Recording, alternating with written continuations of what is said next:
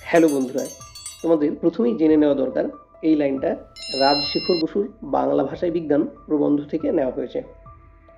আর এখানে তারা বলতে প্রথম শ্রেণীর পাঠকদের কথা বলা হয়েছে। তারা যে স্থূল তথ্যগুলি জানে সেগুলি হলো জল আর কর্পূর উবে যায়, পিতলের চাইতে অ্যালুমিনিয়াম হালকা, আর লাউ ও কুমড়ো জাতীয় গাছে দুই রকম ফুল হয়। এই স্থূল তথ্যগুলি প্রথম শ্রেণীর পাঠকদের জানা থাকতে পারে বলে প্রাবন্ধিক ধারণা করেছেন। প্রসঙ্গক্রমে তোমাদের আরও দুটি বিষয় জেনে রাখা দরকার। প্রথম হচ্ছে বাংলা ভাষায় বিজ্ঞান প্রবন্ধের মূল গ্রন্থের নাম কি? এটার উত্তর বিচিন্তা। আর সঙ্গে সঙ্গে রাজশেখর বসুর ছদ্মনামটাও তোমাদের মনে রাখতে হবে।